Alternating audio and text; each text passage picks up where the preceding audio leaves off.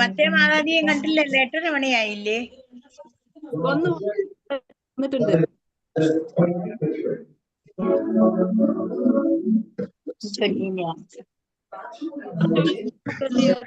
നമ്മൾക്ക് class start ആവും. താമസിച്ച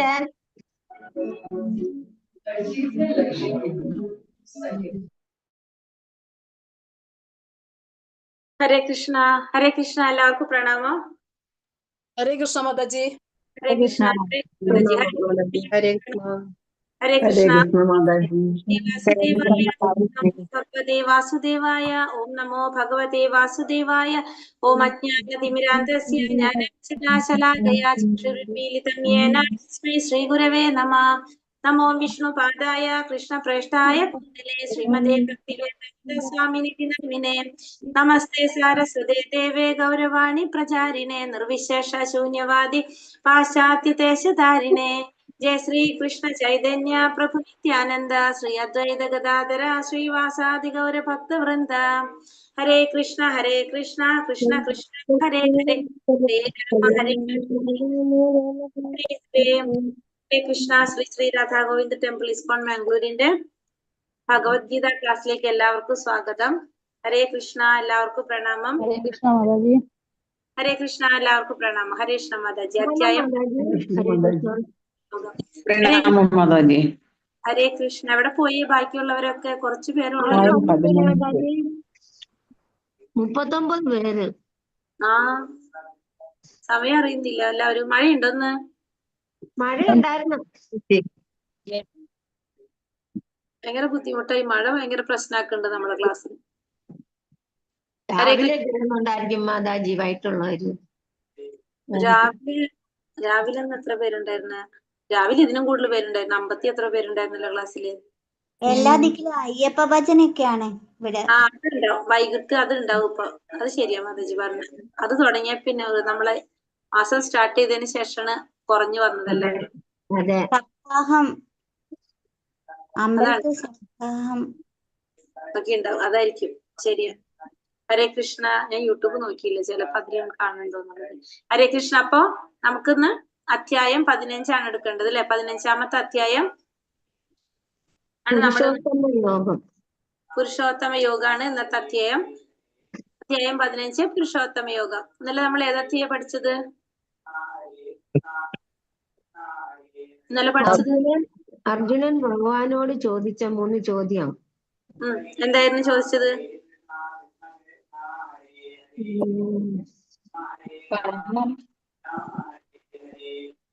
അർജുനൻ എന്താ ചോദിക്കുന്ന ഭഗവാന്റെ അടുത്ത്? ത്രിഗുണങ്ങളെ അതിക്രമിച്ച വ്യക്തിയുടെ ലക്ഷണങ്ങൾ എന്തെല്ലാം? എങ്ങനെയായിരിക്കും അദ്ദേഹത്തിന്റെ പെരുമാറ്റം?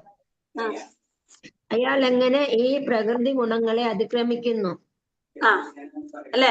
എങ്ങനെയാണ് ഭൗതിക പ്രകൃതിയുടെ ത്രിഗുണങ്ങളെ അതിക്രമിക്കാൻ സാധിക്കുന്നത്?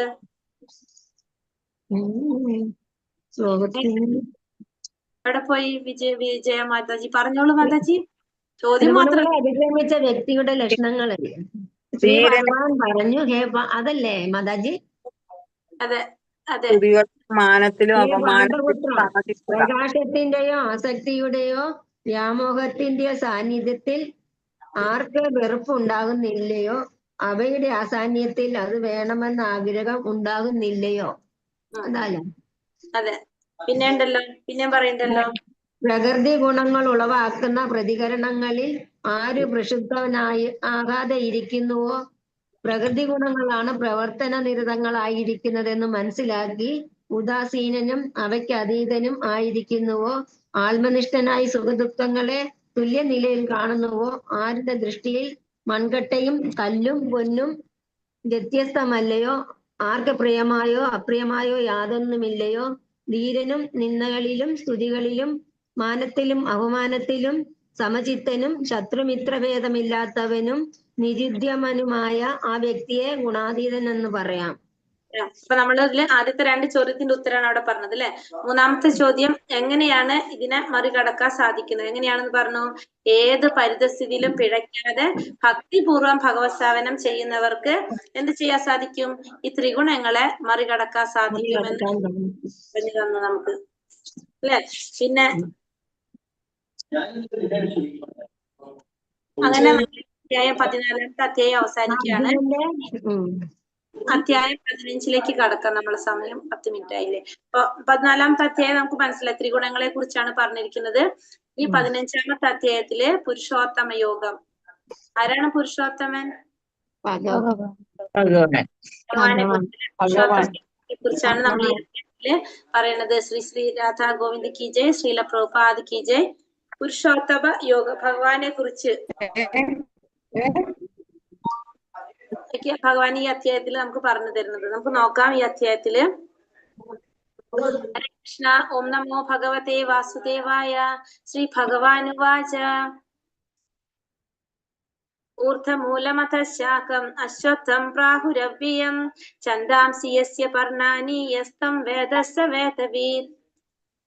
പരമദിവ്യോത്തമ പുരുഷൻ പറഞ്ഞു, വേരുകൾ മേൽപോട്ടും ശാഖകൾ കീഴ്പോട്ടുമായിട്ട് അക്ഷയമായ ഒരു അശ്വത്ഥമുണ്ട്. അതിന്റെ ഇലകളാണ് വേദമന്ത്രങ്ങൾ. ഈ വൃക്ഷം എന്തെന്നറിയുന്നവനാണ് വേദജ്ഞൻ. അപ്പൊ ഭഗവാൻ എന്താ പറയുന്നത്? വേരുകൾ മേൽപോട്ടും ശാഖകൾ കീഴ്പോട്ടുമായിട്ട് അക്ഷയമായൊരു അശ്വത്ഥമുണ്ട്. അപ്പൊ ആ വൃക്ഷത്തിന്റെ ഒരു വൃക്ഷത്തെ കുറിച്ചാണ് ഇവിടെ പറയുന്നത്. അശ്വത്ഥം എന്ന് വെച്ചാൽ എന്താണ്? അരയാൽ വൃക്ഷത്തെയാണ്. അരയാൽ വൃക്ഷത്തെയാണ് അശ്വത്ഥം എന്ന് പറയുന്നത്. അതെങ്ങനെയാണ്? അക്ഷയമാണെന്ന് പറയാണ് ആ വൃക്ഷം. ആ വൃക്ഷം എന്താണ്? അക്ഷയമായിട്ടുള്ളതാണ്, ഒരിക്കലും ക്ഷയിക്കാത്തതാണ് ആ വൃക്ഷം. അതിന്റെ പ്രത്യേകത എന്താണ്? അതിന്റെ വേരുകൾ മേൽപോട്ടാണ്, ശാഖകൾ കീഴ്പോട്ടാണ്. അപ്പൊ നമ്മൾ കാണുന്ന വൃക്ഷങ്ങളൊക്കെ എങ്ങനെയാണ്? വേരുകൾ താഴേക്കും ശാഖകൾ മേൽപോട്ടും. ഈ പറയുന്ന വൃക്ഷം വേരുകൾ മേൽപോട്ടും ശാഖകൾ കീഴ്പോട്ടുമായിട്ടുള്ള വൃക്ഷമാണ്. ആ വൃക്ഷത്തിന്റെ പേര് അശ്വത്ഥം. അക്ഷയമായ, ഒരിക്കലും ക്ഷയിക്കാത്തൊരു അശ്വത്ഥം, അശ്വത്ഥാണ്. അതിന്റെ ഇലകൾ എന്താണ്? വേദമന്ത്രങ്ങളാണ് അതിന്റെ ഇലകള്. ഈ വൃക്ഷം എന്തെന്നറിയുന്നവനാണ് ആര്? വേദജ്ഞൻ എന്ന് പറയുന്നത്. അപ്പൊ ഈ വൃക്ഷത്തെ കുറിച്ച് അറിയുന്നവൻ വേദജ്ഞനാണ്. ഇതിന്റെ ഇലകളാണ് വേദമന്ത്രങ്ങൾ. അപ്പൊ ഈ വൃക്ഷത്തെ കുറിച്ച് അറിയുന്നവൻ വേദജ്ഞനാണ്. വേദത്തെ കുറിച്ച് അറിയുന്ന വേദജ്ഞനാണ്. ഈ വൃക്ഷത്തിന്റെ ഇലകള് വേദമന്ത്രങ്ങൾ എന്നാണ് പറയുന്നത്. അപ്പൊ ഒരു വൃക്ഷത്തെ കുറിച്ചാണ് ഇവിടെ പറയുന്നത്. അരയാൽ വൃക്ഷത്തെ കുറിച്ചാണ് പറയുന്നത്. അപ്പൊ ഈ വൃക്ഷം, ഈ അരയാൽ വൃക്ഷം എന്ന് പറയുന്നത് നമ്മൾ എന്തിനോടാണ് ഉപമിച്ചിരിക്കുന്നത്? ഭൗതികമായ ബന്ധങ്ങളെയാണ് ഈ അരയാൽ വൃക്ഷത്തിനോട് ഉപമിച്ചിരിക്കുന്നത്. ഈ അരയാൽ വൃക്ഷം എന്ന് പറയുന്നത് എന്തിനാ പറയണത്? ഭൗതികമായിട്ടുള്ള ബന്ധങ്ങൾ, നമ്മുടെ ഭൗതിക ബന്ധങ്ങളെയാണ് ഈ അരയാൽ വൃക്ഷത്തിനോട് ഉപമിച്ചിരിക്കുന്നത്. അതായത് ഭൗതിക ബന്ധങ്ങൾ എന്ന് പറയാൻ കാരണം, ഫലോദിഷ്ട കർമ്മങ്ങളിൽ ഏർപ്പെടുകയാണെങ്കിൽ, ഫലോദിഷ്ട കർമ്മങ്ങൾ എന്ന് പറഞ്ഞാണ് ഫലം ആഗ്രഹിച്ചുകൊണ്ട് കർമ്മം ചെയ്യുന്നത്. ആ ഫലം ആഗ്രഹിച്ചുകൊണ്ട് കർമ്മങ്ങളിൽ ഏർപ്പെടുന്നവരെ സംബന്ധിച്ചിടത്തോളം ഒരിക്കലും ആ വൃക്ഷത്തിന് നാശം സംഭവിക്കുന്നില്ല. അതായത് ഫലം ആഗ്രഹിച്ചുകൊണ്ട് കർമ്മം ചെയ്യുമ്പോൾ എന്താണ്? ആ കർമ്മത്തിന്റെ ഫലം നമ്മൾ അനുഭവിക്കേണ്ടതായിട്ട് വരും. അത് അനുഭവിക്കും. വീണ്ടും നമ്മൾ എന്ത് സംഭവിക്കും? നമ്മളത് അനുഭവിച്ച് നമ്മൾ ജനന മരണ ചക്രത്തിൽ വന്നിട്ട് ഫലം ആഗ്രഹിച്ച് കർമ്മം ചെയ്യുമ്പോൾ സ്വാഭാവികമായിട്ട് എവിടെയാണ് ജന്മം എടുക്കുന്നത്? അത് പുണ്യകർമ്മാണെങ്കിൽ പുണ്യലോകത്ത് പോയിട്ട് ജനിക്കും. അവിടെ ആ പുണ്യഫലങ്ങൾ അനുഭവിച്ചതിന് ശേഷം ഭൂലോകത്തിൽ വന്ന് ജന്മം എടുക്കേണ്ടി വരും. വീണ്ടും നമ്മൾ എന്ത് ചെയ്തുകൊണ്ടിരിക്കുകയാണ്? ഫലം ആഗ്രഹിച്ചുകൊണ്ട് കർമ്മം ചെയ്തുകൊണ്ടിരിക്കും. അപ്പൊ വീണ്ടും നമ്മൾ എന്ത് ചെയ്യും? പുണ്യലോകത്ത് പോകും. അങ്ങനെ അത് എന്താ പറയാ, ക്ഷീണേ പുണ്യം മർത്യലോകം വിശന്തി എന്ന് പറഞ്ഞ പോലെ നമ്മള് ഇങ്ങനെ മാറിക്കൊണ്ടേയിരിക്കും. ഭൂലോകത്തു നിന്ന് പുണ്യലോകത്തിലേക്ക് തിരിച്ചും അങ്ങനെ മാറിക്കൊണ്ടേയിരിക്കും. അപ്പൊ അതുകൊണ്ട് ഒരിക്കലും ഇതിനെന്ത് സംഭവിക്കുന്നില്ല? നാശം സംഭവിക്കുന്നില്ല. അത് ഒരു ശാഖയിൽ നിന്ന് മറ്റൊരു ശാഖയിലേക്ക് സഞ്ചരിച്ചു കൊണ്ടേയിരിക്കും. ഈ വൃക്ഷത്തിന് എന്തില്ല? അതിലില്ല. അതിൽ ആസക്തരായവർക്ക് എന്തുമില്ല? മോചനം കിട്ടുന്നില്ല. അപ്പൊ ഈ വൃക്ഷം ആരംഭിക്കുന്നത് എവിടെ നിന്നാണെന്ന് പറയണത്?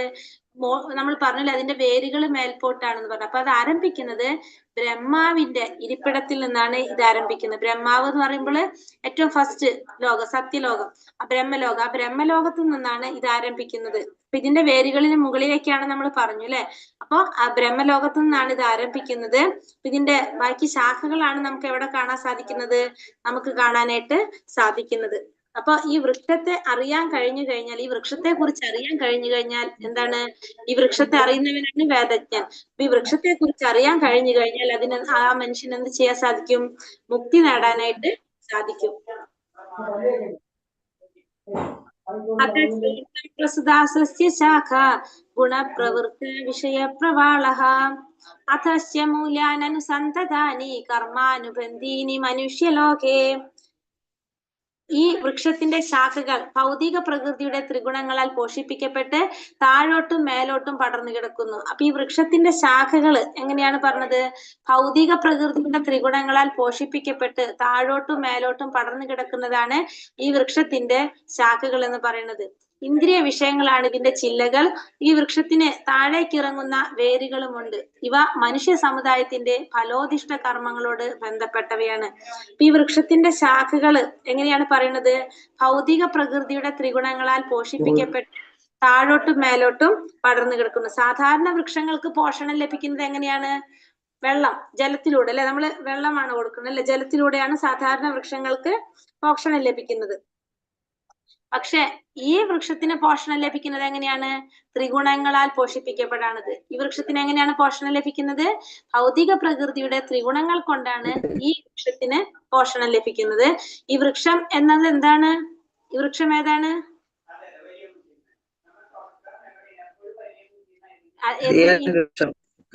ഏത്? അറിയാൽ വൃക്ഷം. അതെന്തിനോടാണ് ഉപമിച്ചിരിക്കുന്നത്? അതെന്തിനോടാണ് ഉപമിച്ചിരിക്കുന്നത്? ഭൗതിക ലോകത്തോട്, ഭൗതിക ബന്ധങ്ങളോട്, ഭൗതികമായ ബന്ധങ്ങളോട്. ഈ വൃക്ഷത്തിന്റെ പ്രത്യേകത, ഇതിനെ പോഷിപ്പിക്കുന്നത് ത്രിഗുണങ്ങളാണ്. ഈ വൃക്ഷത്തെ പോഷിപ്പിക്കുന്നത്. ഇതിന്റെ ചില്ലകൾ എന്ന് പറയുന്നത് ഇന്ദ്രിയ വിഷയങ്ങളാണ്. ഇതിന്റെ ചില്ലകൾ. അപ്പൊ ഈ വൃക്ഷത്തിന്റെ ചില്ലകൾ എന്ന് പറയുന്നത് ഇന്ദ്രിയ വിഷയങ്ങളാണ്. ഇതിന് പോഷണം ലഭിക്കുന്നത് ഭൗതിക പ്രകൃതിയുടെ ത്രിഗുണങ്ങളിൽ നിന്നാണ്. ഇത് താഴോട്ടും മേലോട്ടും പടർന്നു കിടക്കാണ് ചെയ്യുന്നത്. അപ്പൊ താഴോട്ടും മേലോട്ടും പടർന്നു കിടക്കാന്ന് പറയുമ്പോൾ താഴോട്ട് പോകുന്തോറും എങ്ങനെയാണ്? ഭൂമിക്ക് അടിയിലുള്ള ലോകങ്ങളാണ് വരുന്നത്. അപ്പൊ അവിടെ വരുന്നത് ആരൊക്കെയാണ്? താഴ്ന്ന രീതിയിലുള്ളത്. അതായത് നമ്മള് മൃഗങ്ങള്, അവർ അങ്ങനെയൊക്കെ പറയും. നമുക്ക് മുകളിലോട്ട് പോകുന്തോറും ശ്രേഷ്ഠരായവരായിരിക്കും വരുന്നത്. അതായത് ആരൊക്കെ വരുന്ന മുകളിലോട്ട് പറയുമ്പോ, ഇതിന്റെ ശാഖകളിൽ വരുമ്പോ ദേവന്മാര്, ഗന്ധർവന്മാര്, ഇവരൊക്കെയാണ് മുകളിലോട്ട് പോകുമ്പോ വരുന്നത്. കീഴ്ഭാഗത്തേക്ക് പോകുമ്പോ എന്താണ്? മനുഷ്യര്, പിന്നെ അതുപോലെ തന്നെ കുതിര, പശു, നായ, പൂച്ച, അങ്ങനെ ജീവിവർഗങ്ങളൊക്കെയാണ് വരുന്നത്. ഇതിന്റെ താഴോട്ടും മേലോട്ടും പടർന്നു കിടക്കാണ്. ഇന്ദ്രിയ വിഷയങ്ങളാണ് ഇതിന്റെ ചില്ലകൾ. ഈ വൃക്ഷത്തിന് താഴേക്കിറങ്ങുന്ന വേരുകളുണ്ട്. ഇത് മനുഷ്യ സമുദായത്തിന്റെ ഫലോദിഷ്ട കർമ്മങ്ങളോട് ബന്ധപ്പെട്ടവയാണ്. അപ്പൊ ഇതിന്റെ വേരുകൾ എന്ന് പറയുന്നത് മനുഷ്യ സമുദായത്തിന്റെ ഫലോദിഷ്ട കർമ്മം, ഫലം ആഗ്രഹിച്ചുകൊണ്ട് കർമ്മം ചെയ്യുക, അതിനായിട്ട് ബന്ധപ്പെട്ടതാണ് ഈ വൃക്ഷത്തിന്റെ എന്ത് പറയുന്നത്? വേരുകൾ എന്ന് പറയുന്നത്. കാരണം ഈ ഫലം ആഗ്രഹിച്ചുകൊണ്ട് കർമ്മം ചെയ്താൽ എപ്പോഴും എവിടെയാണ് മനുഷ്യരുണ്ടാകുന്നത്?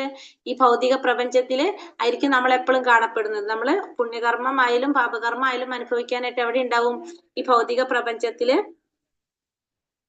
ഉണ്ടാകും. അപ്പൊ അത് കാരണം കൊണ്ട് ഫലോദിഷ്ട കർമ്മങ്ങളാണ് എന്ത് പറയുന്നത്? ഇതായിട്ട് മനുഷ്യ സമുദായത്തിന്റെ ഇതായിട്ട് ബന്ധപ്പെട്ടിരിക്കുന്നു എന്ന് പറയാം നമുക്ക്. അടുത്ത ശ്ലോകം.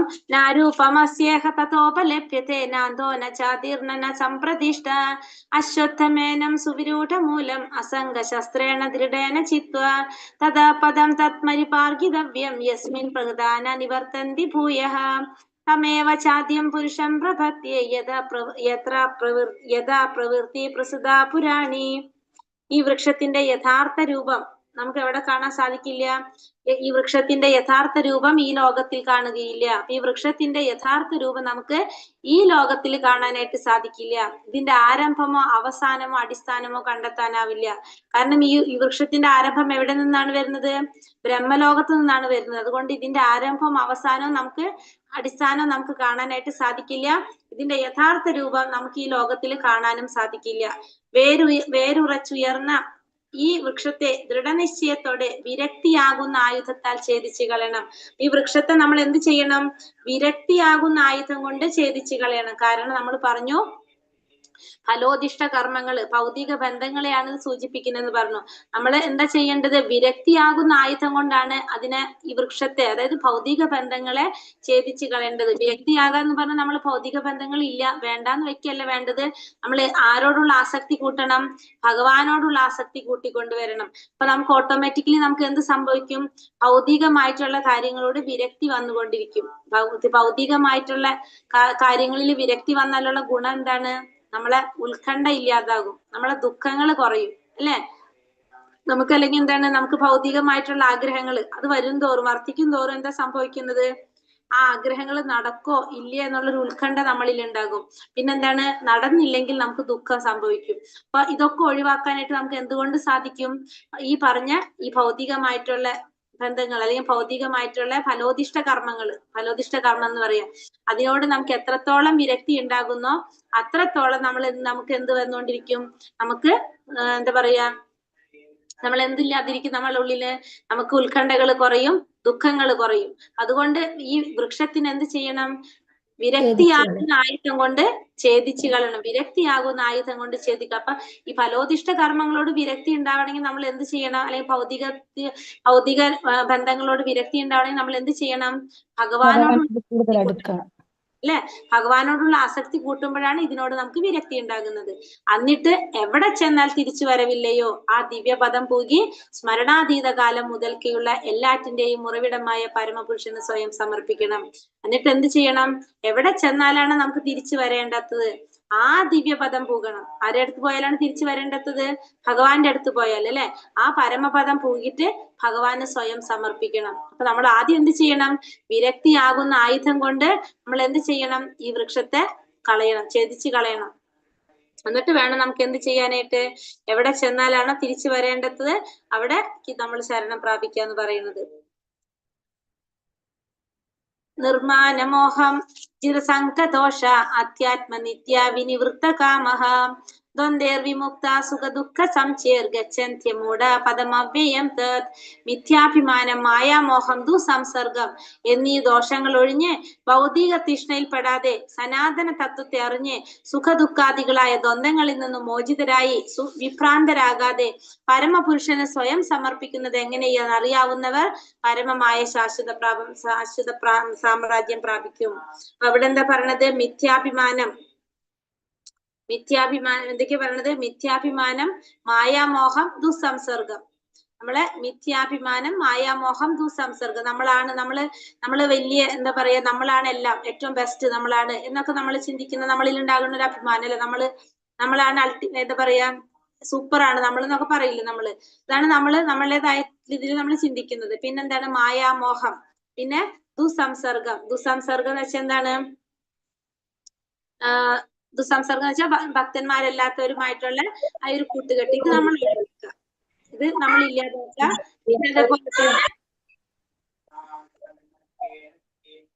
മിഥ്യാഭിമാനം, മായാമോഹം, ദുസ്സംസർഗം ഈ ദോഷങ്ങളെല്ലാം ഒഴിഞ്ഞ് ഭൗതിക തൃഷ്ണയിൽ പെടാതെ, ഭൗതികമായ തൃഷ്ണ, ഭൗതികമായ ആഗ്രഹങ്ങളിൽ പെടാതെ സനാതന തത്വത്തെ അറിഞ്ഞ്, സനാതന തത്വം എന്ന് വെച്ചാൽ എന്താണ്? പരമമായ തത്വം, പരമമായ സത്യം, ഭഗവാനെ കുറിച്ച് അറിഞ്ഞ് സുഖദുഃഖാദികളായ ദ്വന്ദ്ങ്ങളിൽ നിന്നും മോചിതരായിട്ട്, സുഖവും ദുഃഖവും നിറഞ്ഞ ദ്വന്ദ്ങ്ങള് അതിൽ നിന്നും മോചിതരായി വിഭ്രാന്തരാകാതെ പരമപുരുഷന് സ്വയം സമർപ്പിക്കുന്നത് എങ്ങനെയെന്ന് അറിയാവുന്നവർക്ക് പരമമായ ശാശ്വത സാമ്രാജ്യം പ്രാപിക്കാനായിട്ട് സാധിക്കും. നമ്മൾ 3 കാര്യങ്ങളിൽ നമ്മൾ മാറണം. മിഥ്യാഭിമാനം, മായാമോഹം, ദുസ്സംസർഗം. അതായത് എല്ലാവരും നമ്മളെ ബഹുമാനിക്കണം, നമ്മളെല്ലാവരും ആദരിക്കണം എന്നുള്ളൊരു അഭിമാനം, നമ്മൾ അങ്ങനെ ചിന്തിക്കുന്ന ഒരു സ്വഭാവം, അത് മായാമോഹം. പിന്നെ അതുപോലെ തന്നെ മായാമോഹം എന്ന് വെച്ചിട്ടുണ്ടെങ്കിൽ നമുക്ക് കിട്ടാൻ ബുദ്ധിമുട്ടുള്ള, നമുക്ക് ആഗ്രഹങ്ങൾ, നമുക്ക് ലഭിക്കാനായിട്ട് ബുദ്ധിമുട്ടുള്ളതിനോടുള്ള നമുക്ക് ആഗ്രഹങ്ങൾ അല്ലെ, അങ്ങനെ നമുക്ക് മായാമോഹം എന്ന് വെച്ചാൽ പറയാൻ ഇല്ലാത്തത് അല്ലെങ്കിൽ കിട്ടാനായിട്ട് പ്രയാസമുള്ളതിനെ നമ്മൾ ആഗ്രഹിക്കുക. മായാമോഹങ്ങള്, ദുസംസർഗങ്ങള്, അതായത് ഭക്തന്മാരല്ലാത്തവരുമായിട്ടുള്ള കൂട്ടുകെട്ട്. ഇത്തരത്തിലുള്ള ദോഷങ്ങളൊക്കെ കളഞ്ഞ് ഭൗതിക തൃഷ്ണയിൽ പെടാതെ, ഭൗതികമായിട്ടുള്ള ആഗ്രഹങ്ങളിൽ പെടാതെ ഭഗവാനെ കുറിച്ച് അറിഞ്ഞ് സുഖദുഃഖങ്ങളായിട്ടുള്ള ദ്വന്ദ്ങ്ങളിൽ നിന്നെല്ലാം മോചിതരായിട്ട് വിഭ്രാന്തരാകാതെ പരമപുരുഷന് സ്വയം സമർപ്പിക്കുന്നത് എങ്ങനെയെന്ന് മനസ്സിലാക്കുന്നവർക്ക് എന്ത് സാധിക്കും? പരമമായ ഭഗവാന്റെ സാമ്രാജ്യം പ്രാപിക്കാനായിട്ട് സാധിക്കും. ഇതുവരെ നമുക്ക് എന്താ പറഞ്ഞു മനസ്സിലാക്കി തരുന്നത്? ഈ ശ്ലോകം വരെ, 5ാമത്തെ ശ്ലോകം വരെ ഭൗതികമായ ക്ലേശങ്ങളിൽ നിന്ന് മുക്തി നേടാനുള്ള പ്രക്രിയ അത് എങ്ങനെയാണെന്നാണ് പറയുന്നത്. ഭൗതികമായിട്ടുള്ള ക്ലേശങ്ങളിൽ നിന്ന് നമുക്ക് എങ്ങനെയൊക്കെ മുക്തി നേടാന്നുള്ളതാണ് ഈ 5ാമത്തെ വരുന്ന പറയുന്നത്. ഇനി പുരുഷോത്തമനെ കുറിച്ച്, പുരുഷോത്തമ യോഗത്തെ കുറിച്ച്, ഭഗവാനെ കുറിച്ചാണ് 6ാമത്തെ ശ്ലോകം തൊട്ട് പറയുന്നത്. എന്താ പറയുന്നത് ഇവിടെ? ന തത്ഭാസയതേ സൂര്യോ ന ശശാങ്കോ ന പാവകഃ യദ്ഗത്വാ ന നിവർത്തന്തേ തഥാ മാ പരമം മമ. പരമമായ എന്റെ ആവാസസ്ഥാനത്ത് സൂര്യചന്ദ്രന്മാരോ അഗ്നിയോ വൈദ്യുതിയോ വെളിച്ചം വീശുന്നില്ല. അവിടെ ചെന്നെത്തിയവർ ഒരിക്കലും ഭൗതിക ലോകത്തിലേക്ക് തിരിച്ചു വരില്ല. പരമമായ എന്റെ ആവാസസ്ഥാനത്ത് സൂര്യനോ ചന്ദ്രനോ വൈദ്യുതിയോ അഗ്നിയോ വെളിച്ചം വീശുന്നില്ല. ആവശ്യമില്ല. അവിടെ ചെന്നെത്തിയിട്ട് കഴിഞ്ഞാൽ ഒരിക്കലും നമുക്ക് ഈ ഭൗതിക ലോകത്തിലേക്ക് തിരിച്ചു വരേണ്ടതില്ല. ഭഗവാന്റെ പരമമായ വാസസ്ഥാനത്ത് എവിടെ നിന്നാണ് വെളിച്ചം കിട്ടുന്നത്? എവിടെ നിന്നാണ് വെളിച്ചം കിട്ടുന്നത്? ഭഗവാനിൽ നിന്ന് വിളിച്ചു കിട്ടുന്നു. അതിനൊരു വേർഡ് പറയണ്ടല്ലോ നമ്മള്, ബ്രഹ്മജ്യോതിയിൽ നിന്ന്. ബ്രഹ്മജ്യോതിയിൽ നിന്ന് അല്ലെ. അപ്പൊ ഭഗവാന്റെ എന്താ പറഞ്ഞ പരമമായ ആവാസസ്ഥാനത്ത് സൂര്യനോ ചന്ദ്രനോ അഗ്നിയോ വൈദ്യുതിയോ അല്ല വെളിച്ചം വീശുന്നത്. അവിടെ ചെന്നെത്തി കഴിഞ്ഞാൽ ഒരിക്കലും ഭൗതിക ലോകത്തിലേക്ക് തിരിച്ചു വരേണ്ടതായിട്ട് വരില്ല. കാരണം പരവ്യോമത്തിൽ എല്ലാ ഗ്രഹങ്ങളും എങ്ങനെയാണ്? സ്വയം പ്രകാശിതങ്ങളാണ്. വൈകുണ്ഠ ലോകങ്ങൾ എന്നറിയപ്പെടുന്ന ഈ പ്രകാശത്തിനാണ് നമ്മൾ എന്ന് പറയുന്നത് പരവ്യോമം എന്ന് പറയുന്നത്. അത് എന്താണ് അറിയപ്പെടുന്നത്? ബ്രഹ്മജ്യോതി എന്നാണ് അതിനെ പറയപ്പെടുന്നത്. അപ്പൊ ഭഗവാന്റെ ബ്രഹ്മജ്യോതിയിൽ നിന്നാണ് എന്ത് കിട്ടുന്നത്? ഈ പറഞ്ഞ ഭഗവാന്റെ വൈകുണ്ഠ ലോകങ്ങളിൽ, എല്ലാ ലോകങ്ങളിലും, ആത്മീയ ലോകങ്ങളിൽ പ്രകാശം കിട്ടുന്ന എവിടെ നിന്നാണ്? ഭഗവാന്റെ ഈ ബ്രഹ്മജ്യോതിയിൽ നിന്നാണ് പ്രകാശം ലഭിക്കുന്നത്. അവിടെ ചെന്ന് എത്തി കഴിഞ്ഞാൽ നമുക്ക് എന്ത് വേണ്ടി വരുന്നില്ല? നമുക്ക് ഈ ഭൗതിക ലോകത്തിലേക്ക് വീണ്ടും തിരിച്ചു വരേണ്ടതായിട്ട് വരില്ല. കാരണം നമ്മൾ എവിടേക്ക് പോയി? ആത്മീയ ലോകത്തിലെത്തി. അപ്പൊ നമുക്ക് പിന്നൊട്ടും ഈ ഭൗതിക ലോകത്തിലേക്ക് തിരിച്ചു വരേണ്ടതായിട്ട് വരുന്നില്ല. ഇനി അടുത്തതിൽ ഭഗവാൻ എന്താ പറഞ്ഞു തരുന്നത്? മാമേ വംശോ ജീവലോകേ ജീവഭൂത സനാതനഃ മനഃഷ്ടാനിന്ദ്രിയാണി പ്രകൃതിസ്ഥാനി കർഷതി. എന്റെ ശാശ്വത അംശങ്ങളാണ് ഈ ലോകത്തിലുള്ള ഭക്തരായ സകല ജീവാത്മാക്കളും. ഭക്തമായ ജീവിതം നയിക്കുന്നത് കൊണ്ട് മനസ്സുൾപ്പെടെയുള്ള 6 ഇന്ദ്രിയങ്ങൾ ഉപയോഗിച്ച് അവർ കഠിനാധ്വാനം ചെയ്യുന്നു. അപ്പൊ എന്റെ ശാശ്വതമായ അംശങ്ങളാണ് എന്ത്? ഈ ഭക്തരായിട്ടുള്ള എല്ലാ ജീവാത്മാക്കളും എന്റെ ശാശ്വതമായിട്ടുള്ള അംശങ്ങളാണ്. ബദ്ധമായ ജീവിതം നയിക്കുന്നത് കൊണ്ട് തന്നെ മനസ്സുൾപ്പെടെയുള്ള 6 ഇന്ദ്രിയങ്ങൾ ഉപയോഗിച്ച് അവരെ കഠിനാധ്വാനം ചെയ്യുകയാണ് ചെയ്യുന്നത്. അപ്പൊ ഭഗവാന്റെ ശാശ്വതമായ അംശങ്ങളാണ് ഈ ലോകത്തിലുള്ള ഭക്തരായിട്ടുള്ള എല്ലാ ജീവാത്മാക്കളും. വ്യക്തമായ ജീവിതം നയിക്കുന്നത് കൊണ്ട് മനസ്സുൾപ്പെടെയുള്ള 6 ഇന്ദ്രിയങ്ങൾ ഉപയോഗിച്ച് ഇവരെന്ത് ചെയ്യാണ്? കഠിനാധ്വാനം ചെയ്തുകൊണ്ടിരിക്കുകയാന്ന് പറഞ്ഞപ്പോ ഈ എല്ലാ ജീവാത്മാക്കളും എന്താണ്? ഭഗവാന്റെ അംശങ്ങളാണെന്ന് പറയാണ്. ശാശ്വതമായിട്ടുള്ള ഭഗവാന്റെ അംശങ്ങളാണ്. എത്ര ജീവാത്മാക്കളുണ്ട് നമുക്കറിയാം? 84 ലക്ഷം ജീവഗണങ്ങള് എല്ലാതും ഭഗവാന്റെ ശാശ്വത അംശങ്ങളാണ്. അവരെങ്ങനെയാണ് ജീവിതം പറഞ്ഞത്? ബദ്ധമായ ജീവിതം നയിക്കുന്നതാണ്. മനസ്സുൾപ്പെടെയുള്ള 6 ഇന്ദ്രിയങ്ങൾ ഉപയോഗിച്ചുകൊണ്ട് കഠിനാധ്വാനം ചെയ്യുന്നതാണ് ആര്? ഈ പറഞ്ഞ ഭഗവാന്റെ വ്യക്തമായ ജീവിതം നയിക്കുകയാൽ മനസ്സുൾപ്പെടെയുള്ള 6 ഇന്ദ്രിയങ്ങളും ഉപയോഗിച്ച് കഠിനാധ്വാനം ചെയ്യുകയാണ് ചെയ്യുന്നത്. ഈ ജീവാത്മാക്കളെല്ലാം തന്നെ കഠിനാധ്വാനം ചെയ്യുകയാണ് ചെയ്യുന്നത്. കാരണം എന്താണ്? നയിക്കുന്നത് വ്യക്തമായ ജീവിതമാണ്. കാരണം ഈ ഭൗതിക ലോകത്തില് ബന്ധനത്തിലാണ് ജീവാത്മാക്കള്. ആ ജീവാത്മാക്കള് ഭൗതിക ലോകത്തില് ബന്ധനായത് കൊണ്ട് തന്നെ ഇവരെന്ത് ചെയ്യേണ്ടി വരാണ്? ഈ ഇന്ദ്രിയങ്ങൾ ഉപയോഗിച്ച് കഠിനാധ്വാനം ചെയ്യേണ്ടതായിട്ട് വരാണ്. പക്ഷെ ഭഗവാന്റെ അംശമാണെന്ന് കൂടെ ഭഗവാൻ പറയാണ്. ഭഗവാന്റെ അംശമാണ്. എല്ലാ ജീവാത്മാക്കളും ഭഗവാന്റെ അംശമാണ്. പലരും പല രീതിയിലാണല്ലേ ഭഗവാന്റെ അംശം എന്ന് പറഞ്ഞാല് എന്താണ്? ചില ദേവന്മാരും ഭഗവാന്റെ അംശമാണ്. ഈ പറഞ്ഞ ജീവാത്മാക്കൾ എല്ലാം ഭഗവാന്റെ അംശം തന്നെയാണ്. അതില് എന്തിൽ വ്യത്യാസം ഉണ്ടാവുന്ന മാത്രമേ ഉള്ളൂ? ഗുണങ്ങളിൽ വ്യത്യാസം ഉണ്ടാവുന്നുള്ളൂ. ഒരളവിൽ വ്യത്യാസങ്ങൾ വരുന്നില്ല, ഗുണത്തിലെ അളവിൽ വ്യത്യാസം വരുന്നുള്ളൂ. അപ്പൊ അതാണ് വ്യത്യാസം. പക്ഷെ എല്ലാതും ആരാണ്? ഭഗവാന്റെ അംശമാണ്. ഇപ്പൊ നമ്മൾ പറഞ്ഞ ദേവന്മാര് അവരും ഭഗവാന്റെ അംശമാണ്. മനുഷ്യരും മൃഗങ്ങളും എല്ലാമാണ് ഭഗവാന്റെ അംശം തന്നെയാണ്. പക്ഷെ അത് എന്തിൽ വ്യത്യാസം വരുന്നുണ്ടാവും? അളവിൽ വ്യത്യാസം വരേണ്ടത് മാത്രമേ ഉള്ളൂ. എല്ലാവരും ഭഗവാന്റെ അംശമാണെന്ന് ഭഗവാൻ ഇവിടെ പറയാണ്. ശരീരം യദവാപ്നോതി യച്ഛാപ്യാക്രാമതീശ്വരഃ ഗൃഹീതൈതാനി സംയാതി വായുർഗന്ധാനി വാശയത്. ഭൗതിക ലോകത്തിലെ ജീവസത്ത കാറ്റ് ഗന്ധങ്ങളെ എന്ന പോലെ ജീവിത സങ്കല്പങ്ങളെ ഒരു ശരീരത്തിൽ നിന്ന് മറ്റൊന്നിലേക്ക് കൊണ്ടുപോകുന്നു. അങ്ങനെ ഒരു തരത്തിലുള്ള ശരീരം ഉപേക്ഷിച്ച് മറ്റൊരു തരത്തിലുള്ള ശരീരം സ്വീകരിക്കുന്നു.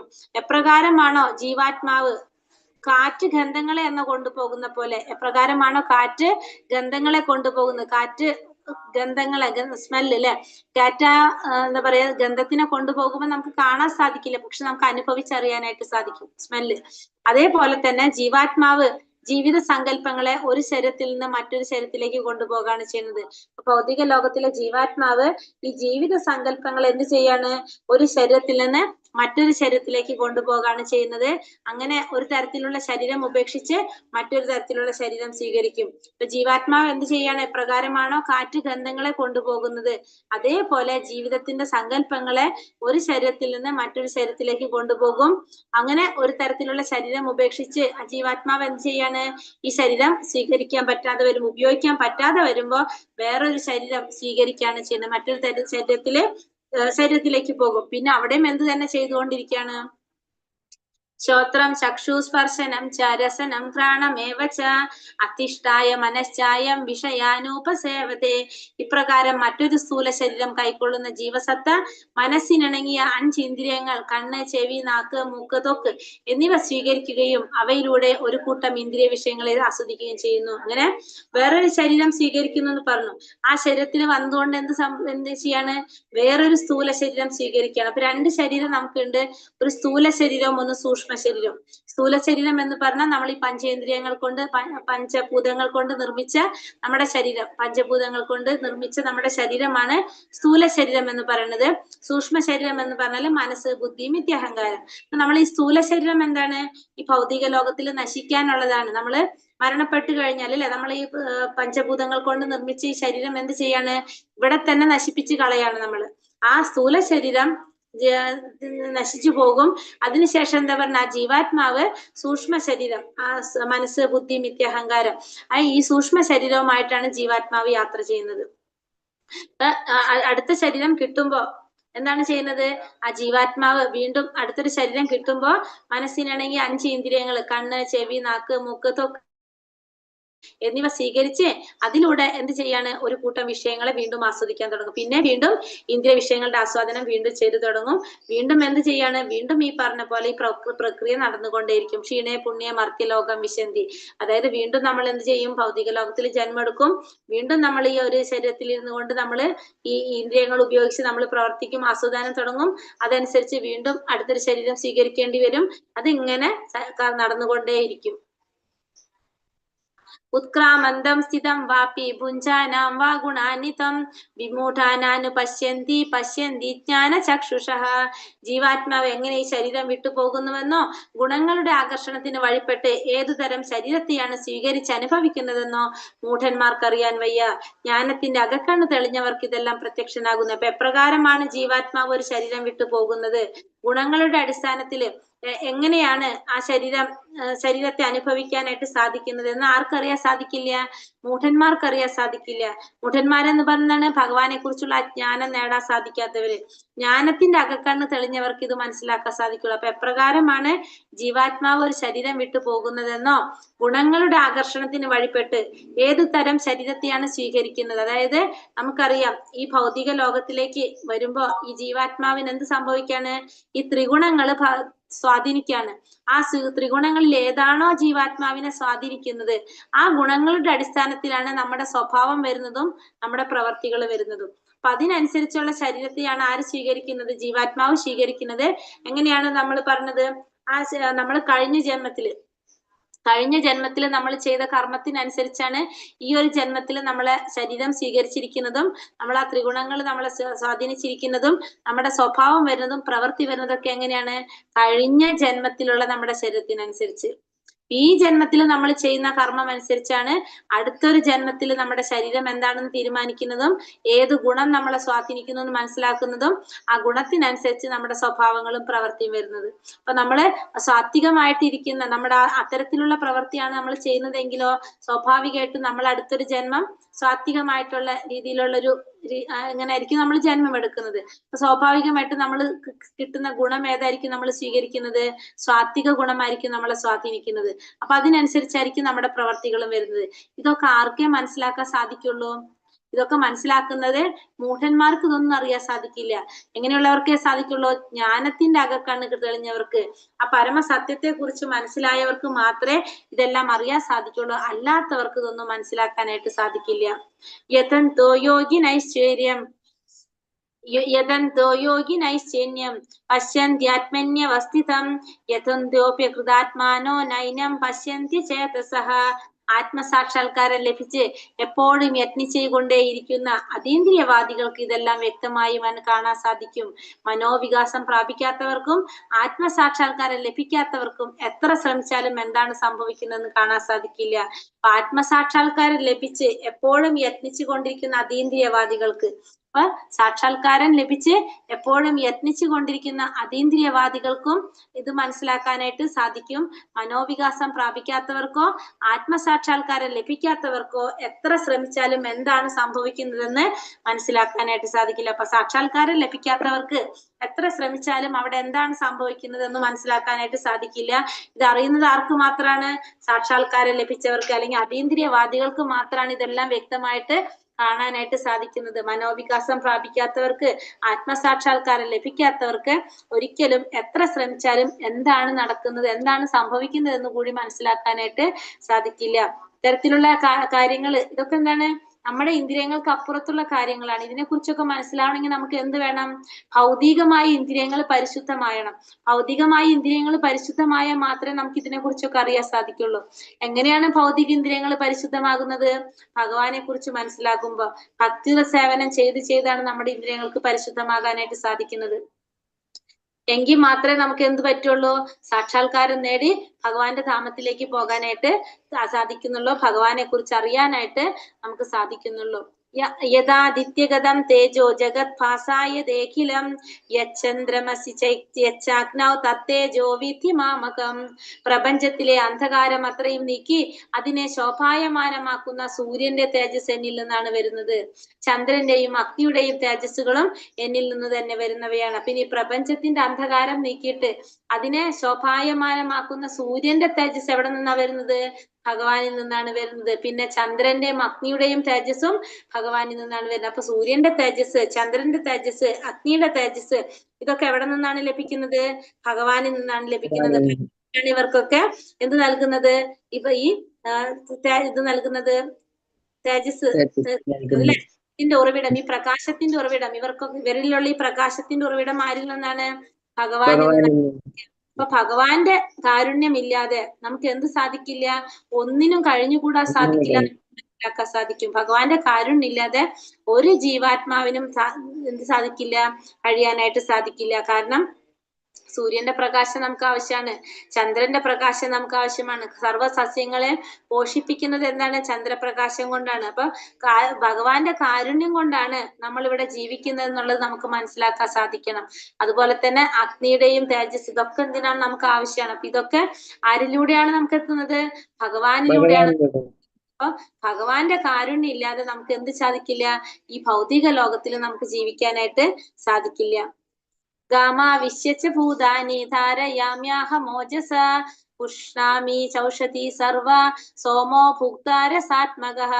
ഞാൻ ഓരോ ഗ്രഹത്തിലും ഉൾപുകി അവയെ എന്റെ ശക്തി കൊണ്ട് ഭ്രമണപഥത്തിൽ നിലനിർത്തുന്നു. ഞാൻ തന്നെ ചന്ദ്രനായി തീർന്ന് എല്ലാ സസ്യങ്ങൾക്കും ജീവരസം പകരുന്നു. അപ്പൊ ഓരോ ഗ്രഹത്തിലും ഞാൻ ഉൾപുകയാണ് ചെയ്യുന്നത്. എന്നിട്ട് എന്ത് ചെയ്യാണ്? എന്റെ ശക്തി കൊണ്ട് ഭ്രമണപഥത്തിൽ നിലനിർത്തുന്നു. അപ്പൊ ഓരോ ഗ്രഹത്തിലും ഉൾപുകി അവയെ എന്റെ ശക്തി കൊണ്ട് ഭ്രമണപഥത്തിൽ നിലനിർത്തുന്നു. പിന്നെ ഞാൻ തന്നെ ആരായി തീരാണ്? ചന്ദ്രനായി തീർന്ന് എല്ലാ സസ്യങ്ങൾക്കും എന്ത് നൽകാണ്? ജീവരസം പകരുന്നു. അപ്പൊ എല്ലാ ഗ്രഹങ്ങളിലും ഓരോ ഗ്രഹത്തിലും ഉൾപുകി ഞാൻ എന്ത് ചെയ്യണ്? എന്റെ ശക്തി കൊണ്ട് അതിനെ ഭ്രമണപഥത്തിൽ നിലനിർത്താണ് ചെയ്യണം. അപ്പൊ എല്ലാ ഗ്രഹങ്ങളും എങ്ങനെയാണ്? എല്ലാ ഗ്രഹങ്ങളും എവിടെയാണ് പറഞ്ഞത്? ശൂന്യാകാശത്തിൽ ഒഴുകി നടക്കണം. ഇങ്ങനെ ഗ്രഹങ്ങളെല്ലാം തന്നെ ശൂന്യാകാശത്തിൽ ഒഴുകി നടക്കുന്നത് ഭഗവാന്റെ പരമശക്തി അന്തർഭവിച്ചിട്ടുള്ളത് കൊണ്ടാണ് ഇത് സാധിക്കുന്നത്. പിന്നെ ആ ശക്തി പിന്നെന്താ പറയണത്? അതുപോലെ തന്നെ സസ്യങ്ങൾക്ക് ജീവരസം പകരുന്നത്. ചന്ദ്രനായി തീർന്നുകൊണ്ട് എന്ത് ചെയ്യാണ്? സസ്യങ്ങൾക്ക് ജീവരസം പകരുന്നത്. അപ്പൊ സസ്യങ്ങൾക്ക് നമ്മൾ പറഞ്ഞു പോഷണം കിട്ടുന്നത് ഭഗവാനിന്റെ ചന്ദ്രന്റെ പ്രകാശത്തിലൂടെ. കാരണം ആ പ്രകാശം ഭഗവാനാണ് നൽകുന്നത് പറഞ്ഞു. അപ്പൊ ഇതിന് കാരണം ഭഗവാനാണ്. ആ ചന്ദ്രന്റെ സ്വാധീന ശക്തി മൂലം എന്ത് സംഭവിക്കാണ്? സസ്യങ്ങൾ സ്വാദിഷ്ടമായിട്ട് മാറും. സസ്യങ്ങൾക്ക് വളരാനും ആ സ്വാദിഷ്ടമാകാനും എന്താവശ്യമാണ്? ഈ നിലാവ് ആവശ്യമാണ്. അത് ആരുടെ കാരുണ്യം കൊണ്ടാണ് കിട്ടുന്നത്? ഭഗവാന്റെ കാരുണ്യം കൊണ്ട് ചന്ദ്രനിലൂടെ നമുക്ക് ലഭിക്കുന്നതാണത്. ഭഗവാന്റെ കാരുണ്യം കൊണ്ട് കിട്ടുന്നു. ആരിലൂടെയാണ് നമുക്കത് കിട്ടുന്നത്? ചന്ദ്രനിലൂടെ. ഇതൊക്കെ പകർന്നു കൊടുക്കുന്നത് ആരാണ്? ഭഗവാൻ തന്നെയാണ്. അടുത്തൽ എന്താ പറയണത്? അഹം വൈശ്യാനരോ ഭൂതോ പ്രാണിനാം ദേഹമാശ്രിതഃ പ്രാണാപാന സമായുക്ത പചാമന്യം ചതുർവിധം. ഇത് മാത്രല്ല, സകല ജീവികളിലുമുള്ള ദഹനാഗ്നിയാണ് ഞാൻ. അപ്പൊ എല്ലാ ജീവികളിലുള്ള ദഹനാഗ്നിയും ആര് തന്നെയാണ്? ഞാൻ തന്നെയാണ്.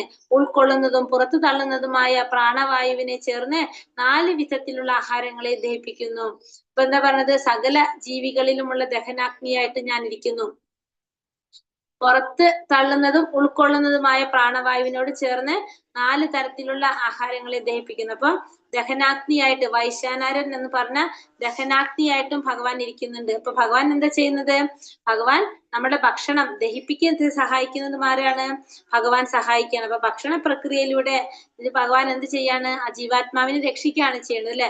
ആ ദഹനാഗ്നിയായിട്ട് വൈശ്വാനരൻ എന്ന് പറഞ്ഞ അഗ്നി ആയിരുന്നു കൊണ്ട് ഭഗവാൻ എന്ത് ചെയ്യണം? നമ്മൾ കഴിക്കുന്ന ഭക്ഷണത്തെ ദഹിപ്പിക്കുകയാണ് ചെയ്യുന്നത്. അപ്പൊ ഭഗവാന്റെ സഹായം ഇല്ലെങ്കിൽ നമുക്ക് എന്ത് സാധിക്കില്ല?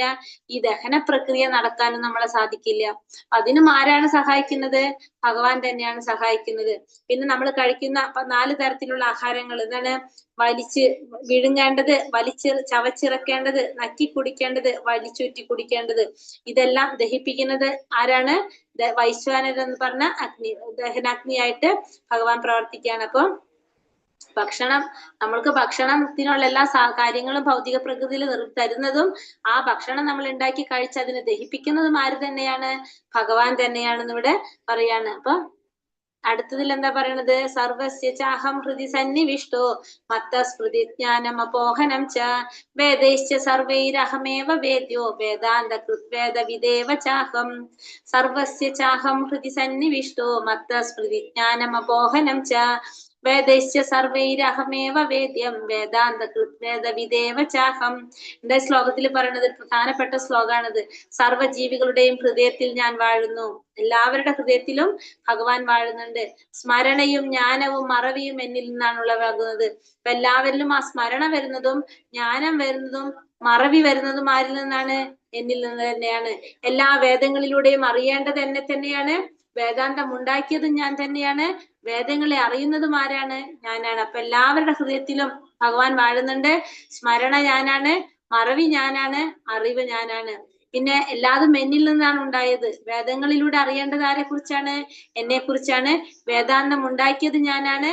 വേദങ്ങളിലൂടെ അറിയേണ്ടത് എന്നെ കുറിച്ചാണ്. എല്ലാ വേദങ്ങളും ആര് തന്നെയാണ്? എല്ലാം ഞാൻ തന്നെയാണ്.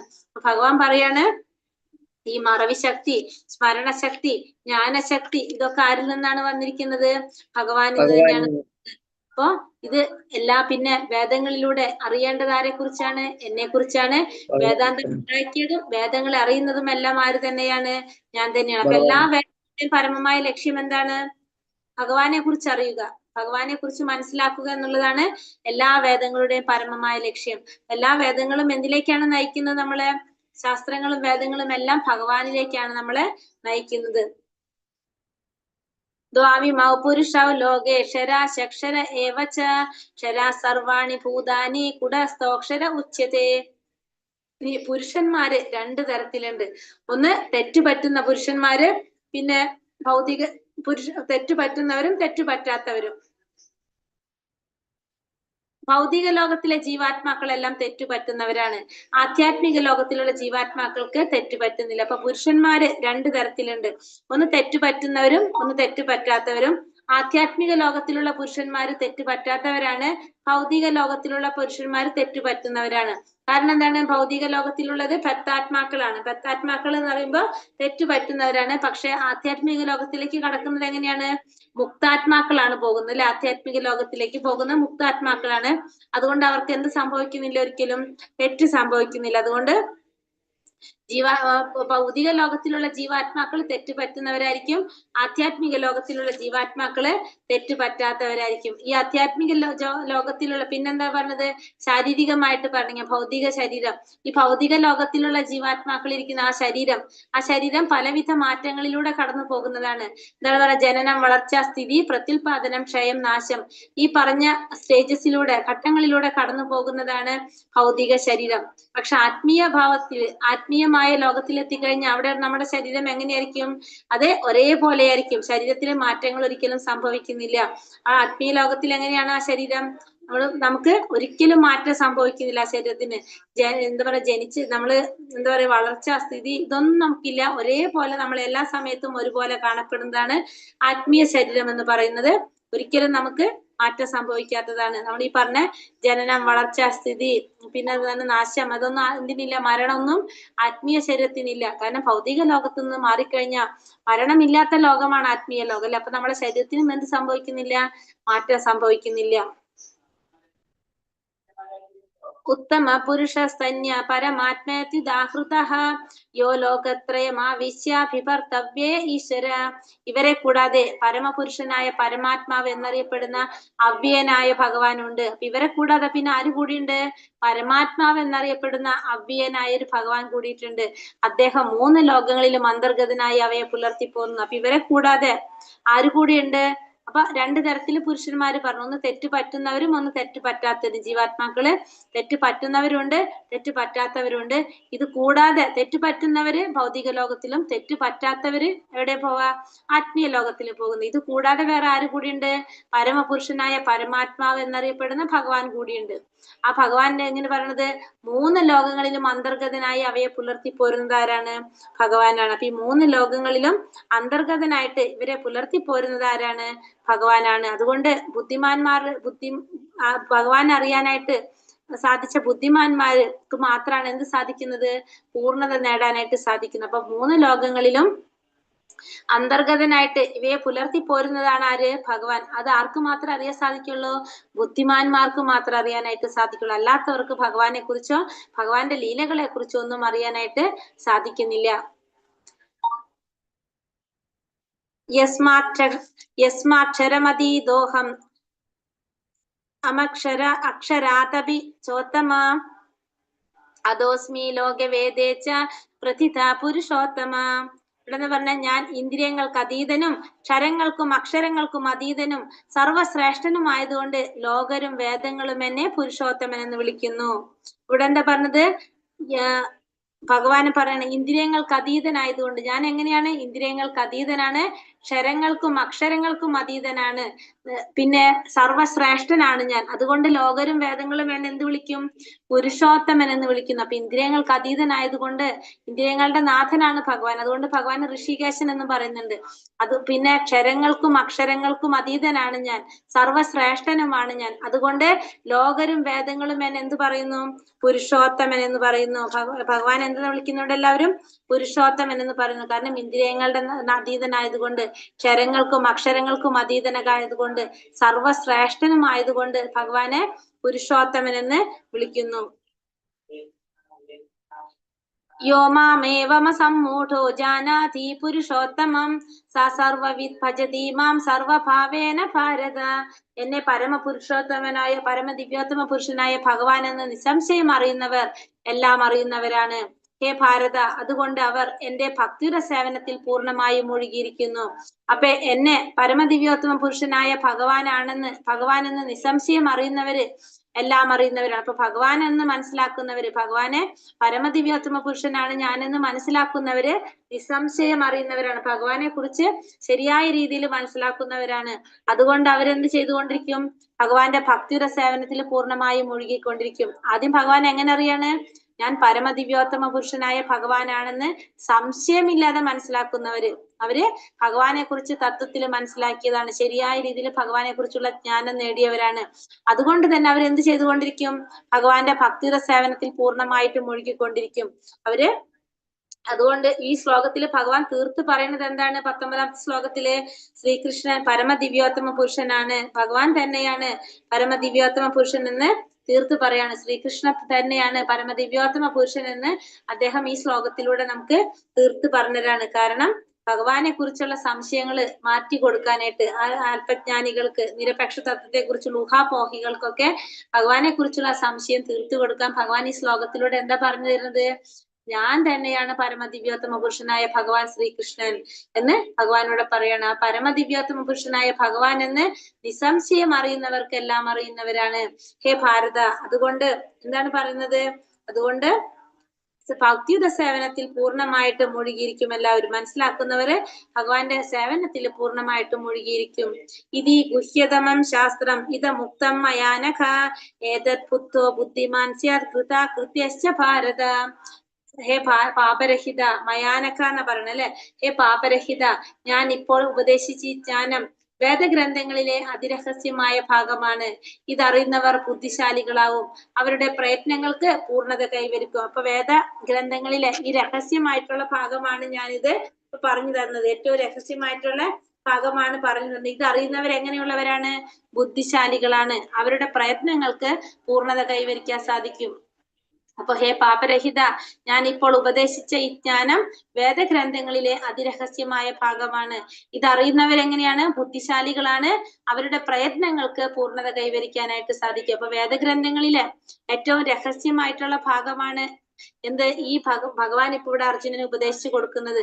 കാരണം എന്താണ് പറഞ്ഞിരിക്കുന്നത്? എല്ലാ വേദങ്ങളുടെയും എല്ലാത്തിന്റെ ലക്ഷ്യം ആരാണ്? ഭഗവാനാണ്. എല്ലാതും എവിടേക്കാണ് നയിക്കുന്നത്? ഭഗവാനിലേക്കാണ് നയിക്കുന്നത്. അത് രഹസ്യമായിട്ടുള്ള ഒരു കാര്യമാണ് നമുക്ക് പറഞ്ഞു തരുന്നത്. ഇതറിയുന്നവരെങ്ങനെയാണ്? ബുദ്ധിമാന്മാരാണ്, അവരുടെ പ്രയത്നങ്ങൾക്ക് എന്ത് കൈവരിക്കാൻ സാധിക്കും? പൂർണ്ണത കൈവരിക്കാനായിട്ട് സാധിക്കും. നമ്മൾ വേദങ്ങളിലൂടെയും എല്ലാത്തിലൂടെയും അറിയാൻ ശ്രമിക്കുന്നത് ആരെ കുറിച്ചാണ്? ഭഗവാനെ കുറിച്ചാണ്. അപ്പൊ വേദഗ്രന്ഥങ്ങളുടെ എല്ലാം സാരസത്തെയാണ് ഈ ജ്ഞാനമെന്ന് ഭഗവാൻ ഇവിടെ വ്യക്തമാക്കി തരാണ്. ഭഗവാൻ ഉപദേശിച്ചതുപോലെ തന്നെ വേണം നമ്മൾ എന്ത് ചെയ്യാൻ? ഇതിനെ ഉൾക്കൊള്ളാനായിട്ട്. അങ്ങനെ ചെയ്യുന്നവരായിരിക്കും ആര്? ബുദ്ധിമാന്മാര്. എങ്ങനെയാണോ ഭഗവാൻ നമുക്ക് ഉപദേശിച്ചു തന്നത് ആ രീതിയിൽ തന്നെ വേണം നമ്മൾ ഇതിനെ സ്വീകരിക്കാൻ. അങ്ങനെയുള്ളവര് ബുദ്ധിശാലികളാണ്. മാത്രമല്ല അവരുടെ പ്രയത്നങ്ങൾക്ക് എന്താണ്? പൂർണ്ണത കൈവരും. അതായത് അവർക്ക് ആധ്യാത്മിക ലോകത്തിലേക്ക് പ്രവേശിക്കാനായിട്ട് സാധിക്കും. ഹരേ കൃഷ്ണ കൃഷ്ണ കൃഷ്ണ ഹരേ ഹരേ, ഹരേ രാമ രാമ രാമ ഹരേ ഹരേ. വഞ്ചാകൽപത രൂപേശ കൃപാ സിന്ധോഭ്യവ ച പതിതാനാം പാവനേഭ്യോ വൈഷ്ണവേഭ്യോ നമോ നമ. അനന്ത കോടി വൈഷ്ണവൃന്ദി की जय, श्रील प्रभुपाद की जय, गुरुदेव की जय, निताय गौर प्रेमानंदे हरि हरि बोल. हरे കൃഷ്ണ ഹരേ കൃഷ്ണ. ഇതിലുള്ള ക്വസ്റ്റ്യൻസ് നമുക്കൊന്ന് നോക്കാം.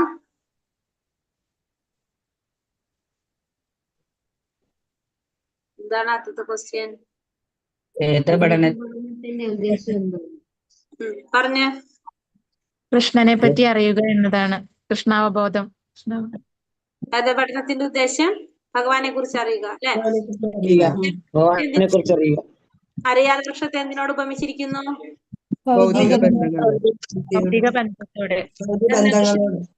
വൃക്ഷത്തിന്റെ പോഷണം ലഭിക്കുന്ന എവിടെ നിന്നാണ്? ഭൗതിക പ്രകൃതിയുടെ ത്രിഗുണങ്ങളിൽ നിന്ന്. അഞ്ചാമത്തെ ശ്ലോകത്തില് ഭഗവാൻ എന്താ പറയുന്നത്? വിദ്യാഭിമാനം, മായ, മോഹമായ ഒഴിഞ്ഞ് ഭൗതിക ദൃഷ്ടിയില്ലാതെ സനാതന തത്വത്തെ അറിഞ്ഞ് ദുഃഖാദികളായ ദ്വന്ദ്ങ്ങളിൽ നിന്നും മോചിതരായി വിഭ്രാന്തരായ പരമപുരുഷനെ സ്വയം മോചിതനാക്കി വിഭ്രാന്തമായ പരമപുരുഷന് വ്യക്തിത്വങ്ങളിൽ എത്രാമത്തെയാണ്? ഏഴാമത്തെ ശ്ലോകം അല്ലെ? മാമേ വൈശ്യ ജീവലോക ജീവാത്മാവിന്റെ ദഹനാഗ്നിയായിട്ട് വർദ്ധിക്കുന്ന അഗ്നി ഏതാണ്?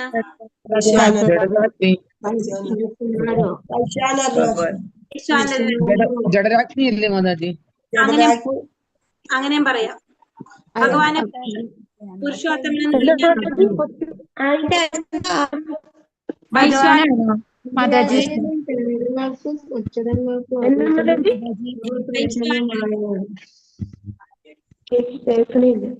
വൈശ്യനാരോ എന്ന ദഹനാഗ്നി.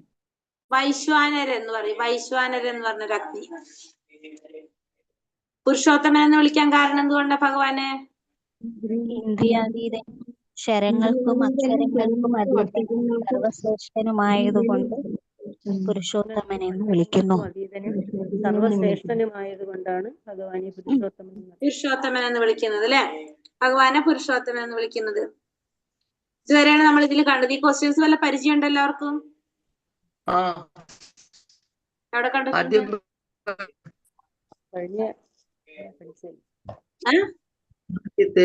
ആദ്യം എടുത്തല്ലേ മാതാജി? വന്നതല്ലേ മാതാജി? എങ്ങനെ? ആദ്യം ചോദ്യങ്ങൾ വന്നില്ലേ? നമ്മൾ ലെവൽ 1 ക്വസ്റ്റ്യൻ ആയിരുന്നു ഇതെല്ലാം. പരീക്ഷയ്ക്കെല്ലാം എടുത്തതല്ലേ? അതെ. ക്വസ്റ്റ്യനില്ല അതേ ക്വസ്റ്റ്യൻ. ലെവൽ 1 ക്വസ്റ്റ്യൻസ് ആണൊക്കെ അല്ലെ? ഇത് വൈശാൻ എന്നുള്ള അഗ്നിയൊക്കെ നമ്മൾ പരീക്ഷയ്ക്ക് കിട്ടതായിരുന്നു തോന്നുന്നു. ആ ലെവൽ 1 വന്നതാണ്. ഇനി ഞാൻ പറയുന്ന ക്വസ്റ്റ്യൻസ് വന്നിട്ടില്ല, അതുകൊണ്ട് നമ്മൾ അത് നോട്ട് ചെയ്യാട്ടോ. അതായത് ഈ വൃക്ഷം എവിടെ നിന്നാണ് ഈ വൃക്ഷം ആരംഭിക്കുന്നത്? ബ്രഹ്മലോകത്ത് നിന്നല്ലേ?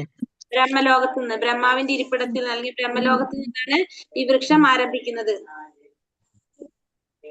ഈ വൃക്ഷത്തിന്റെ താഴത്തെ ശാഖയില് എന്തൊക്കെയുള്ളത്? ആരൊക്കെ അധിവസിക്കുന്നത്?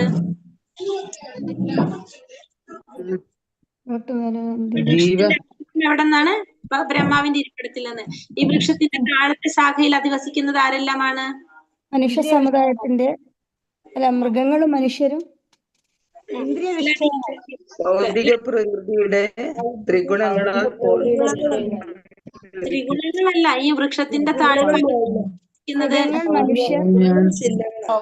മൃഗങ്ങള് മനുഷ്യരെന്ന് പറഞ്ഞിട്ടുണ്ടായിരുന്നു അല്ലെ? മനുഷ്യരും മൃഗങ്ങളൊക്കെയാണ് അധിവസിക്കുന്നതെന്ന് പറഞ്ഞു. മുകളിലെ ശാഖകളിൽ ആരാ വസിക്കുന്നത്? മുകളിലെ ശാഖകളില് ക്ലാസ്സിൽ ശ്രദ്ധിക്കുന്നുണ്ടായിരുന്നോ? ഗന്ധർവന്മാര് അവരൊക്കെയാണ് എന്താ വസിക്കുന്നത്? മുകളിലത്തെ ശാഖകളില് വസിക്കുന്നതെന്ന് പറഞ്ഞു അല്ലെ? നമ്മള്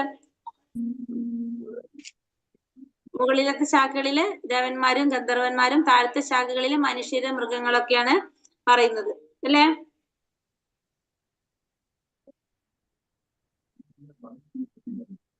ഈ വൃക്ഷത്തിനെ നമുക്ക് എങ്ങനെ ഛേദിച്ച് കളയാൻ സാധിക്കും? ഈ വൃക്ഷത്തെ വിരക്തിയാകുന്ന ആയുധത്തെ കൊണ്ട് ഛേദിച്ച് കളയാം അല്ലെ? എവിടെ നിന്നാണ് നമുക്ക് ഈ വിരക്തി, ഈ വൈരാഗ്യം നമുക്ക് ശീലിക്കാൻ സാധിക്കുന്നത്? എവിടെ നിന്നാണ്? ഞാൻ പറഞ്ഞു തന്നിട്ടില്ല.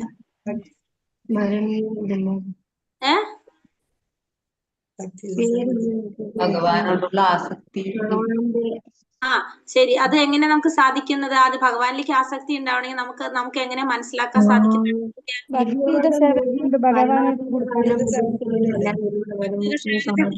പറഞ്ഞു തരാം നമുക്ക്. ആചാര്യന്മാര്, ഗുരുക്കന്മാര് അല്ലെങ്കിൽ ജ്ഞാനികള് അല്ലെ? അവരിൽ നിന്നാണ് നമ്മൾ ഇതൊക്കെ ശീലിക്കേണ്ടത്. ആരിൽ നിന്നാണ് നമുക്ക് ഇതൊക്കെ ശീലിക്കാൻ സാധിക്കുന്നത്? ആചാര്യന്മാര് അല്ലെങ്കിൽ ഗുരുക്കന്മാര്, ജ്ഞാനികളിൽ നിന്ന് അറിയല്ലേ? നല്ലൊരു ആത്മീയ ഗുരുവിൽ നിന്ന്. ആ ജ്ഞാനികളിൽ നിന്നായിട്ട് നമ്മളിത് ശീലിക്കേണ്ടതെന്ന് പറയും. ഇനി എന്താ പറയേണ്ടത്? ജീവാത്മാവിന്റെ വ്യക്തിത്വം വെളിപ്പെടുത്തുന്ന ശ്ലോകം പറഞ്ഞു നമ്മളല്ലേ?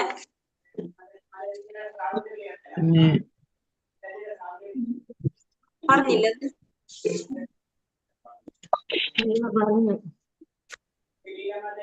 ശ്ലോകം 7 അല്ലേ? ശ്ലോകം 7.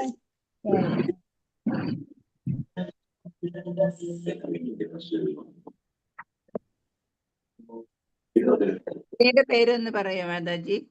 ഏത് അഗ്നിയുടെ വർത്തിക്കുന്ന വൈശ്വാനരൻ. വൈശ്വാനരൻ പരീക്ഷ കിട്ടുക മാതാജി അൽവണില്.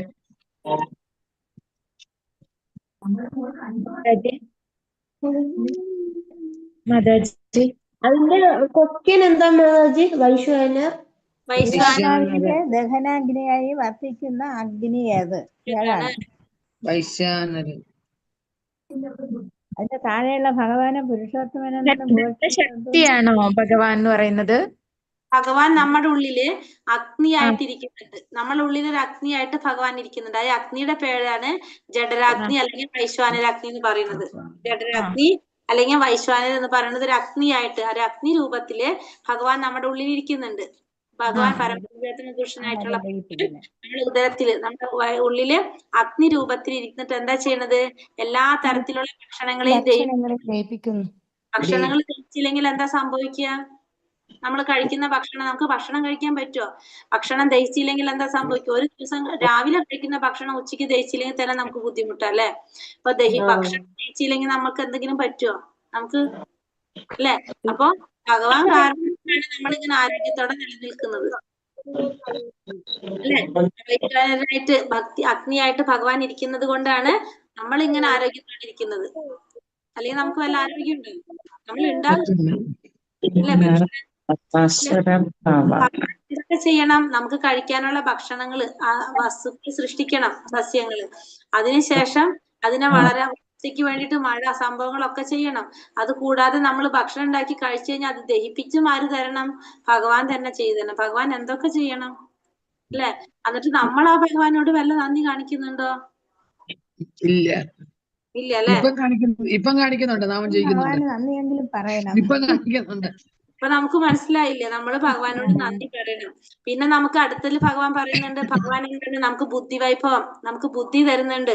പിന്നെ ദീക്ഷണാശക്തി നമുക്ക് എന്ത് തരുന്നുണ്ടെന്ന് പറയുന്നത്? വൈദിക ജ്ഞാനത്തിൽ താല്പര്യമുള്ള ഒരു ആത്മാവിന് അതിന് വേണ്ടുന്ന ദീക്ഷണാശക്തി, നമുക്ക് മനസ്സിലാക്കാനുള്ള ആ ശക്തി ഭഗവാൻ തരുന്നുണ്ട്. പിന്നെ വന്നിട്ട് എന്താ ശക്തി തരുന്നത് പറഞ്ഞു? ഓർമ്മശക്തി, പിന്നെ മറവി ശക്തി. മറവിയും ഇതൊക്കെ ഒരു അനുഗ്രഹമാണ്. മറവിയില്ലാത്ത അവസ്ഥ ആലോചിക്കാൻ നമ്മള് എല്ലാം ഇങ്ങനെ ഓർത്തിരിക്കാൻ പറ്റുമോ മാതാജി? പിന്നെ ജീവിക്കാൻ പറ്റുമോ? കഴിഞ്ഞ ജന്മത്തിലെ കാര്യങ്ങളൊക്കെ ഓർമ്മയുണ്ടെങ്കിലോ അത് ഓർത്തിരിക്കും. കഴിഞ്ഞ ജന്മത്തിൽ നമ്മൾ മനുഷ്യനായിരിക്കില്ല എന്ന് വിചാരിക്കും. ഈ ജന്മത്തിലുള്ളതായാലും നമുക്ക് വിഷമം പിടിച്ച ഒരു കാര്യമാണെങ്കിൽ കുറച്ച് ദിവസം കഴിയുമ്പോൾ ഭഗവാൻ നമ്മളെ മറപ്പിക്കുന്നതാണ്. അല്ലാതെ ആ സംഭവം നടന്ന അന്നത്തെ ദിവസം പോലെയാണ് എന്നുവെങ്കിൽ നമ്മൾ ജീവിച്ചിരിക്കുവോ? ജീവിച്ചിരിക്കില്ല അല്ലെ? കാരണം നമുക്ക് ഈ ജന്മത്തിലെ തന്നെ നമുക്ക് ഓർത്തു കഴിഞ്ഞാൽ തന്നെ നമുക്ക് പ്രയാസമാണ്. നമ്മൾ എത്രയോ ജന്മങ്ങൾക്ക് ശേഷമാണ് നമ്മൾ മനുഷ്യനായിട്ട് ജന്മം എടുത്തുണ്ടാവുക. ഈ ജന്മങ്ങളിലൊക്കെ നമുക്ക് ഓർമ്മയുണ്ടെങ്കിൽ ചിലപ്പോൾ നമ്മൾ ഒരു ജന്മത്തിൽ ആയിരിക്കും, ഒരു ജന്മത്തിൽ പട്ടിയായിരിക്കും, ഒരു ജന്മത്തിൽ പക്ഷിയായിരിക്കും, ഒരു ജന്മത്തിൽ ജലജീവി ആയിരിക്കും. ഇവർക്ക് എല്ലാവർക്കും കുടുംബം ഉണ്ടായിട്ടുണ്ടാവും. അപ്പൊ ഒരു ജന്മത്തിൽ കോഴിയായിരിക്കും നമ്മള്. ഇപ്പൊ ഈ ജന്മത്തിൽ നമ്മൾ മനുഷ്യനാണ്. അപ്പൊ ചിലപ്പോ നമ്മൾ പിടിച്ചു തിന്നാൻ പോണത് നമ്മളെ കുടുംബത്തിലെ കോഴിനെ ആയിരിക്കും. മീൻസ് നമ്മൾ കോഴിയായിരുന്നല്ലോ ആ ജന്മത്തില്. അപ്പൊ നമുക്ക് മനസ്സിലാകണം, അയ്യോ എന്റെ കോഴി ഫാമിലി ഉണ്ട്, എനിക്ക് പൂച്ച ഫാമിലി ഉണ്ട്, എനിക്ക് മനുഷ്യന്റെ ഫാമിലി ഉണ്ട്. മനുഷ്യ ഫാമിലിയിൽ നിന്നുകൊണ്ട് നമ്മൾ എന്ത് ചെയ്യും? നമ്മളെ തന്നെ കോഴി ഫാമിലിയിലെ കോഴിനെ പിടിച്ചിട്ട് നമ്മൾ തിന്നാൻ നോക്കുമ്പോ നമുക്ക് ആ ചിന്തിക്കാൻ പറ്റില്ല. ഒന്ന് ആലോചിച്ച് നോക്കിയേ. നമുക്ക് ഓർമ്മ ഉണ്ടായി കഴിഞ്ഞാലുള്ള പ്രശ്നം. ഭഗവാൻ ഈ ശക്തി തന്നിരിക്കാനുള്ള ഒരു അവസ്ഥ. മാതാജി നമുക്ക് ജീവിക്കണമെന്ന് തോന്നത്തില്ലല്ലോ മാതാജി, മറവിയില്ലെങ്കിൽ. ഇല്ല അല്ലെ? ഇപ്പൊ നമ്മള് ചിലപ്പോ കഴിഞ്ഞ ജന്മം, ഞാനിപ്പോ പറഞ്ഞപ്പോ ഞാൻ ആലോചിച്ചു, ഇപ്പൊ നമ്മളൊരു മനുഷ്യനായിട്ട് നമ്മളൊരു കുടുംബത്തിൽ നമ്മൾ അച്ഛനും അമ്മയും മക്കളും ഒക്കെ ആയിട്ട് നമ്മൾ ജീവിക്കുക. ഇപ്പൊ നമ്മളൊരു കോഴിനെ പിടിച്ച് നമ്മൾ കഴിക്കാനായിട്ട് എടുക്കുക. ആ കോഴി പക്ഷെ കഴിഞ്ഞ ജന്മത്തിൽ നമ്മളെ കുടുംബത്തിലാണ്, നമ്മളെ കുടുംബത്തിലായിരിക്കും. നമുക്ക് ഓർമ്മയില്ല, നമുക്ക് അറിയാണല്ലോ എന്റെ കുടുംബമാണ് അതെന്നുള്ളത്. ഇപ്പൊ നമ്മളെ ആട്ടിനെയൊന്നും കൊന്നു കഴിക്കില്ല. എങ്ങനെ? അല്ല, അപ്പൊ കോഴിയെ ആട്ടിനെയൊന്നും കൊന്നു കഴിക്കില്ല ആരും. ഇല്ല. അപ്പൊ നമുക്ക് ആരും ഒന്നും കഴിക്കത്തില്ല. അതിനെ വളർത്തിക്കൊണ്ടിരിക്കാനും പറ്റുമോ മാതാജി? അതും പറ്റില്ല. നമുക്ക് സഹിക്കാൻ പറ്റില്ലല്ലോ. അപ്പൊ നമ്മള് കഴിഞ്ഞ ജന്മത്തിൽ ചിലപ്പോ നമ്മളെ മക്കളായിരിക്കും. നമ്മളപ്പോ ഇവിടെ റൂമിൽ സുഖമായിട്ട് കിടന്നുറങ്ങുമ്പോ നമ്മ വിചാരിക്കും, ഈശ്വര എന്റെ കോഴിക്കുഞ്ഞ് മീൻസ് കോഴി എന്റെ കുഞ്ഞല്ലേ. നമ്മളെ കഴിഞ്ഞ ജന്മത്തിൽ നമ്മൾ കോഴി ഫാമിലി അല്ലായിരുന്നേ. അത് പുറത്താണല്ലോ എന്ന് വിചാരിക്കും നമ്മള്. അതിനെ കൊണ്ട് റൂമിൽ കിടത്താൻ പറ്റും? അതും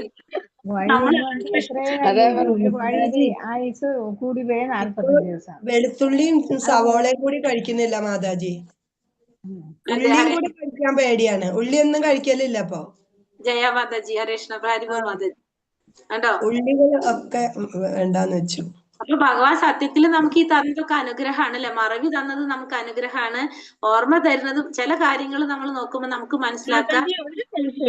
ഉള്ളി എന്താ കഴിക്കാൻ പാടില്ല പറയണ? തമോ ഗുണാണ് മാതാജി, തമോ ഗുണത്തിൽ വരുന്നതാ.